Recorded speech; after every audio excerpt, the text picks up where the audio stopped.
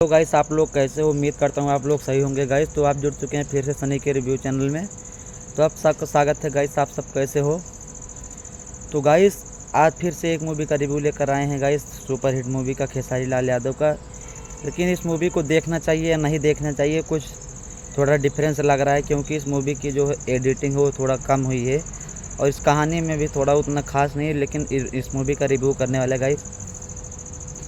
तो यह मूवी होने वाली है भोजपुरी की super hit movie God Father Khesari Lal Yadav की। गॉड फादर मूवी रिलीज तो अभी थोड़ा टाइम लगेगा, लेकिन फुल ट्रेलर रिव्यू आ चुका है गाइस। तो गाइस इस मूवी में होता क्या है, इस मूवी में एक्शन ज़्यादा भरा है। जिस जिस मतलब जो पब्लिक को एक्शन से भरपूर मूवी देखना है वो भी देख सकता है इस मूवी को। इसमें लव स्टोरी कम और एक्शन ज़्यादा डाला गया है इस मूवी में। और गाइस बात करें तो यह मूवी पारिवारिक होने वाली है। आप फैमिली मेम्बर में भी बैठकर इस मूवी को प्ले कर सकते हो। 4 आदमी के बीच में, अपने फैमिली के बीच में इस मूवी को देख सकते हो। और इसमें गाइस मूवी में खेसारी का डबल रोल होने वाला है। तो इस मूवी को देखने के लिए गाइस पब्लिक एकदम बेचैन है। यह मूवी आने वाली है, गॉड फादर नाम की है। तो गाइस इस मूवी की कहानी के बारे में बात करें तो कहानी के बारे में खेसारी लाल यादव रहते हैं, जो बहुत ही काम में व्यस्त रहते थे हमेशा। और काम करते करते जब थक जाते तो आते उनके शादी कर दिया जाता है। उनके घर वाले कहते हैं शादी कर दो, और उनकी शादी हो जाती है। शादी होने के बाद सब लोग 2-3 साल बीत जाता है और उनके परिवार वाले बोलते हैं बेटा घर में खुशियाँ नहीं लाओगे क्या? बहू मतलब आ चुकी है, बेटा नाती पोता नहीं आएंगे? खेसारी लाल बोलते हैं जब तक मैं सेंट्रल नहीं सक्सेस नहीं हो जाऊंगा तब तक मेरा कोई बच्चा नहीं पैदा होगा।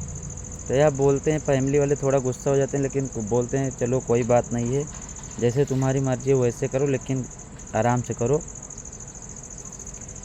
थोड़े दिन बाद बेटा होता है, लेकिन खेसारी लाल अपने फैमिली को बहुत गुस्से की तरह नज़र से देखते थे। पता नहीं किस चीज़ से लड़ाई होती है और अपने फैमिली को निकाल देते हैं उनसे। उनके फैमिली वाले घर से खुद ही निकल कर चले जाते हैं और गुस्सा हो जाते हैं। तो खेसारी लाल को उतना माया दया नहीं आता, वो अपने काम पर फोकस करते हैं। बाद में वही बेटा गलत काम करके लड़की के मैटर में फंस के उन सबको माया जाल में फंसे खेसारी लाल यादव को घर से बाहर निकाल देता है।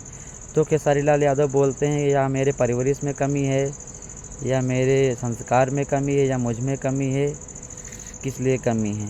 वह बोलते हैं जिस जिस हाथ से तुम चप्पल सिया कर पहन रहे हो ना, उसी हाथ से तुम्हारा बेटा तुमको निकाल कर बहा देगा। खेसारी लाल दूसरे आदमी से बोल रहे हैं। तो गाइस मूवी में यही है गाइस, थोड़ा एडिटिंग की कमी कम हुई है।